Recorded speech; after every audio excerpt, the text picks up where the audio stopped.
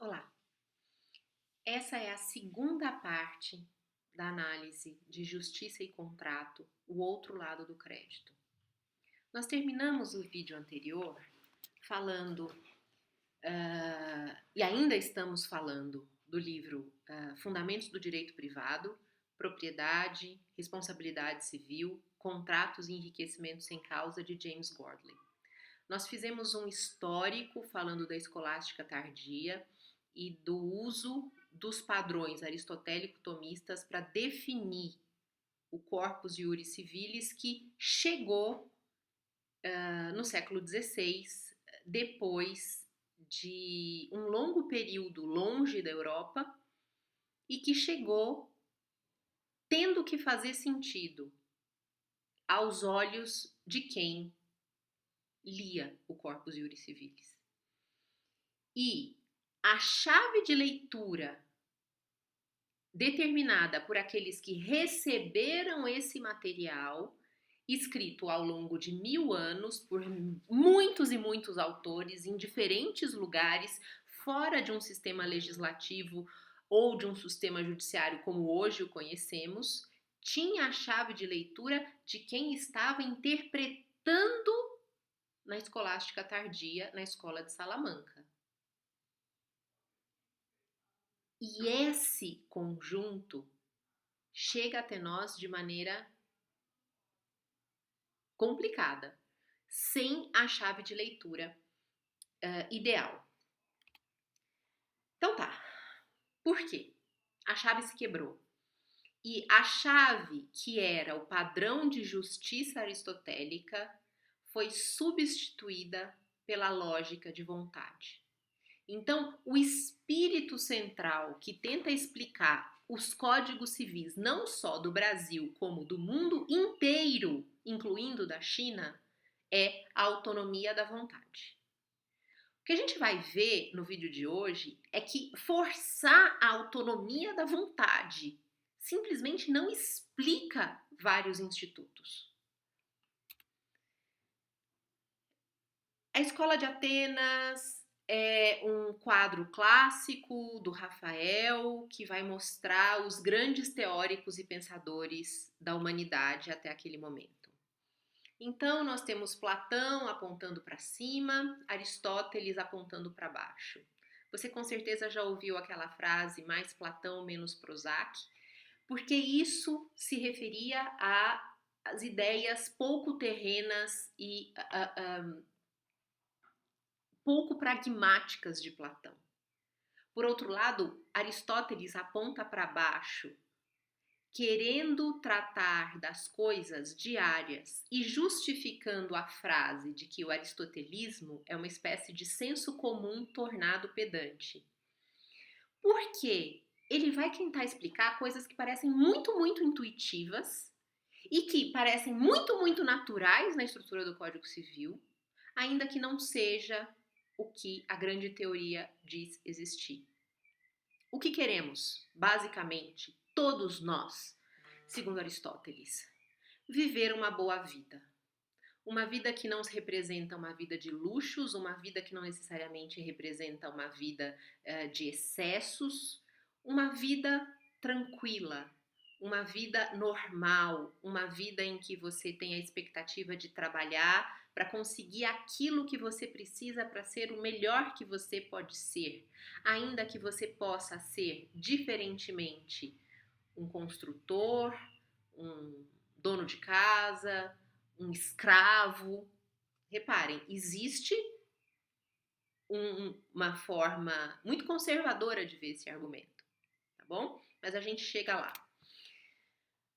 Os conhecimentos de Aristóteles se perderam na Idade Média, foram mantidos por um muçulmano na ocupação ibérica chamado Averroes, que viveu no século XII, na região do sul da Espanha, e ele também aparece no quadro.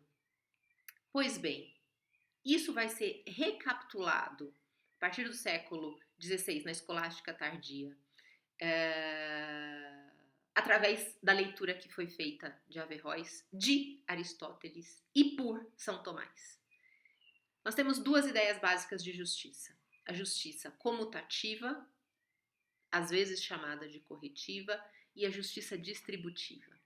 A justiça distributiva é a justiça estrutural básica que explica o funcionamento do Estado e a arrecadação de impostos. Então você tem um agente superior que determina, de acordo com a divisão adequada de recursos, a alocação de que os indivíduos precisam ter para ter uma boa vida. Ao passo que a justiça comutativa ou corretiva é uma justiça horizontal, em que existe a obrigação de haver uma certa equivalência entre as duas obrigações que ligam A e B, por exemplo, que estão sobre uma estrutura instável, na forma de uma balança, e que não podem pender mais para A ou mais para B. Diferentemente da lógica da justiça distributiva, em que existe um agente de superioridade e uma alocação determinada por algum critério, na justiça comutativa a ideia é que exista proporção sempre, numa troca horizontal. Pois bem, a justiça distributiva vai fundamentar, não originalmente em Aristóteles, mas no uso contemporâneo de justiça distributiva, a arrecadação de tributos pelo Estado e a distribuição desses tributos da maneira como o Estado acha conveniente, de acordo com as necessidades dos seus cidadãos. Ok? No direito privado, a justiça distributiva vai explicar a diferença entre posse e propriedade e a possibilidade de que o direito de uso sobre alguma coisa exista autonomamente em relação ao direito de propriedade sobre aquela coisa, justificando inclusive a possibilidade de perda da propriedade através da falta do uso de posse, um instituto antiquíssimo chamado uso capião. E qual é a ideia de justiça por trás da segmentação entre posse e propriedade e de existência de uso capião? A ideia de que eu preciso dar para a boa vida aquele que precisa ter onde trabalhar. Então, uma boa vida não significa a acumulação infinita de propriedade para quem não possa fazer uso e cuidado dela. E isso justifica que, nos olhos de quem recebia o Corpus Iuris Civilis no século XVI, os autores da escolástica tardia, eu pudesse construir essa argumentação dentro de uma lógica de justiça distributiva. E aí, você não usa, você pode perder pela figura do uso capião. Justiça comutativa vai se dividir em duas. A voluntária, que vai representar os contratos, e a involuntária, que vai representar a responsabilidade civil e o dever de indenizar. Como isso vai aparecer em alguns dispositivos do Código Civil? Através, por exemplo, dos institutos do estado de perigo e da lesão. Vejam, configura-se estado de perigo quando alguém, premido da necessidade de salvar-se ou a pessoa de sua família, de grave dano conhecido pela outra parte, assume obrigação excessivamente onerosa. Opa! Então quer dizer que eu posso ter um desequilíbrio naquela relação horizontal A e B, e o Código Civil vai chamar isso de estado de perigo. E vai permitir com que, se eu tenha assumido uma obrigação excessivamente onerosa, eu aceitei pagar caro demais pela cirurgia de um familiar, esse contrato seja declarado nulo. Lesão, um instituto da Idade Média. Ocorre a lesão quando uma pessoa, sob premente necessidade ou por inexperiência, se obriga à prestação manifestamente desproporcional ao valor da prestação oposta. Opa, então eu também posso, caso eu venda a minha casa pelo preço de R$2, dizer que eu fui lesionado por inexperiência ou porque eu precisava desesperadamente de um valor irrisório. E isso também está no Código Civil, permitindo que eu reequilibre obrigação e prestação com essa lógica de comutatividade na alocação dos recursos. No caso da responsabilidade civil, aquele que, por ato ilícito, causar dano a outrem, fica obrigado a repará-lo. Qual é a lógica básica por trás disso? Você deve restituir a pessoa que recebeu um prejuízo através da sua ação ilícita ao estado em que ela anteriormente se encontrava. Então, antes da colisão do carro e do dever de reparar o carro em que eu bati, o que move a máquina da estrutura civilista é: eu preciso fazer com que aquela pessoa tenha a mesma boa vida, as mesmas condições, os mesmos recursos do que antes de eu indevidamente bater no carro dela. Ok? Haverá a obrigação de reparar o dano, independentemente de culpa, nos casos especificados em lei ou quando a atividade normalmente desenvolvida pelo autor do dano implicar, por sua natureza, risco para os direitos de outrem. E aí a gente já tem uma versão mais moderna do dever de indenizar, em que você também tem a figura do garante. Então eu era responsável, de alguma maneira eu contribuí para aquela perda, mas a lógica por trás é: eu causa um dano e eu sou obrigado a trazer aquela pessoa para o lugar onde ela estaria caso eu não tivesse desequilibrado a situação patrimonial que ela tinha.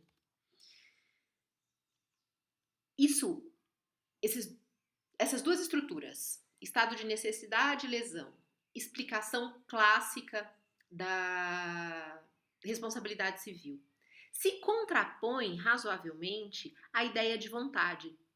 E aí eu leio com vocês os artigos 110 a 112. A manifestação de vontade subsiste ainda que o seu autor haja feito a reserva mental de não querer o que manifestou, salvo se dela o destinatário tinha conhecimento. Um dos maiores enigmas do direito civil da história da humanidade, esse artigo, não? Então, assim, eu estou fazendo a reserva mental de que eu não quero, que eu estou dizendo que eu quero, porque eu estou fazendo um teatrinho com a minha vida, mas se a pessoa não souber que eu estou fazendo um teatrinho com a minha vida, o que vai prevalecer é a minha vontade mesmo. É isso que o artigo 110 fala. E é reproduzido em todos os códigos civis, inclusive o da China. Eu não sei se está especificamente no da China, tá bom? O silêncio importa a anuência, quando as circunstâncias ou o uso os autorizem e não for necessária a declaração de vontade expressa. Tudo bem o silêncio significa anuência, mas é nesse termo do destaque da vontade expressa que eu chamo a atenção de vocês. Nas declarações de vontade se atenderá mais à intenção nelas consubstanciada do que ao sentido literal da linguagem. Ahá! Por quê? Em algum momento pretendia-se que o sentido literal da linguagem fosse o que predominantemente interessasse?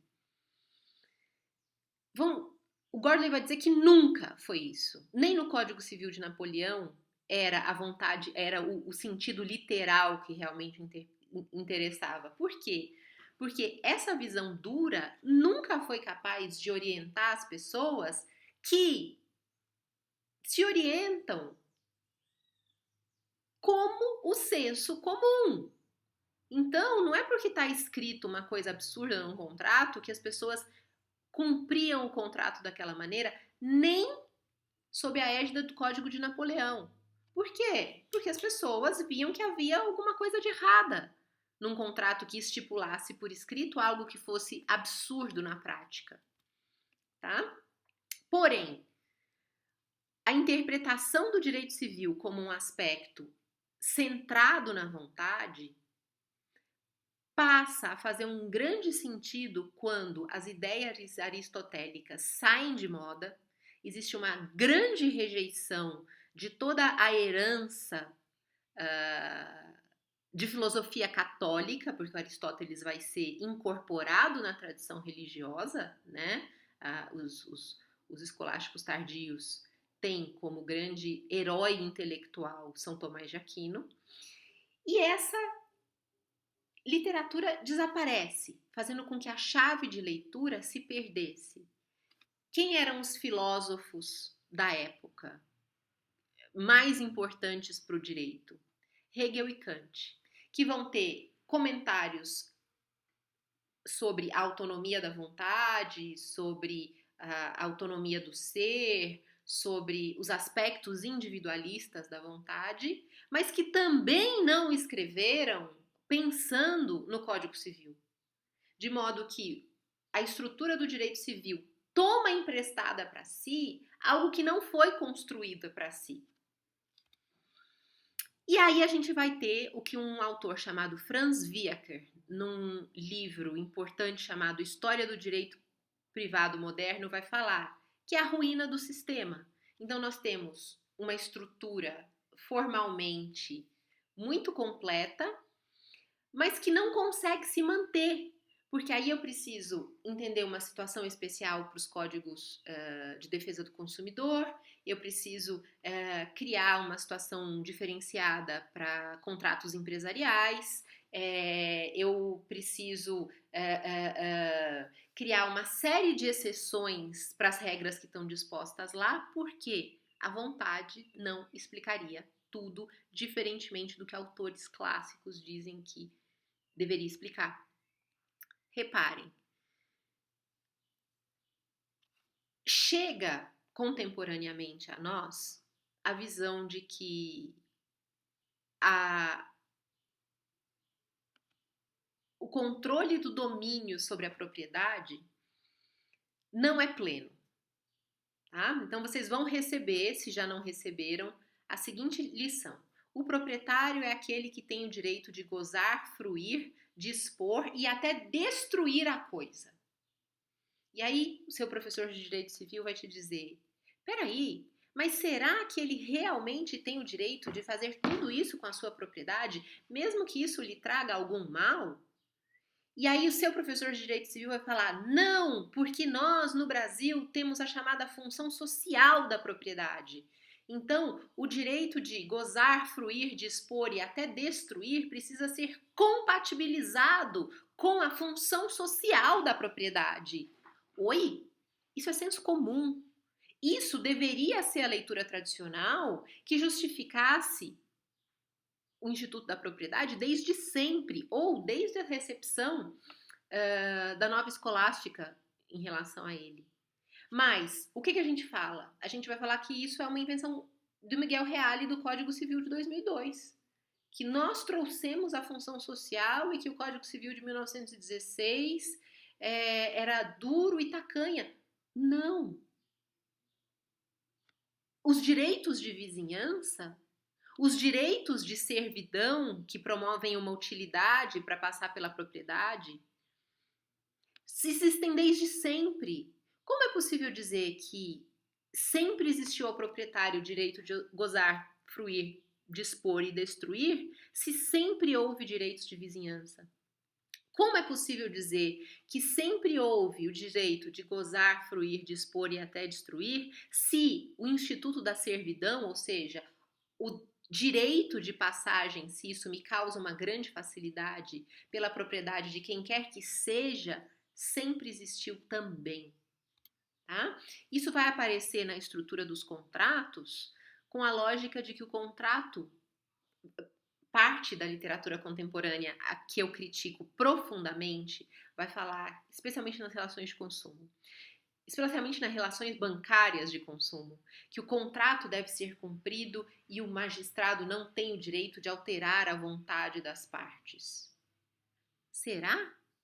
Porque nós tanto não usamos a vontade como a significância maior do sentido do Código Civil, que nós temos inúmeras válvulas de escape chamadas cláusulas gerais. Por exemplo, boa-fé objetiva, função social do contrato, equilíbrio econômico e financeiro. Eu vejo na terminologia aristotélica, em todas essas chamadas cláusulas gerais, válvulas de escape para tentar fazer com que o contrato se equilibre horizontalmente de uma forma comutativa e que obrigação e contraprestação sejam razoavelmente equivalentes. Ok? Sem essa mitificação de que Napoleão teria no seu código francês determinado que a vontade é tudo o que interessa, esse discurso existe, mas essa atitude prática não existe porque as pessoas não se orientam nesse sentido. Existe até uma tese que o Gordley apresenta, mas que não é dele, de que a função dos pretores no direito romano não era só de receber as fórmulas sacramentais que faziam os atos jurídicos se consubstanciarem, mas de efetivamente interferir para que houvesse um padrão de justiça nas relações. Então não seria razoável permitir que o sapateiro trocasse um sapato por um pão, sendo que o fruto do esforço do padeiro era muito menor que o fruto para ter o produto feito do sapateiro. Então, seria adequado que um sapato fosse trocado por muitos e muitos pães. E isso teria sido uma percepção que existia já na estrutura e na rotina da prática de direito romano. Então, as relações privadas continuam existindo, mas sem uma sistematicidade. E isso abre espaço para litigância em massas. O problema da falta de um critério de justiça, e o que o Gordley apresenta, é a ponta do iceberg. Isso vai ganhar enormes proporções com as técnicas de economia comportamental para vender produtos financeiros que lesionam os tomadores, com a falta de regulação de mercado que impede ou que trave os desequilíbrios desse padrão de justiça que idealmente um dia existiu para o direito privado e não existe mais, e que inibem sistematicamente que haja de fato uma troca horizontal. Pessoal, nos vemos na próxima. Obrigada.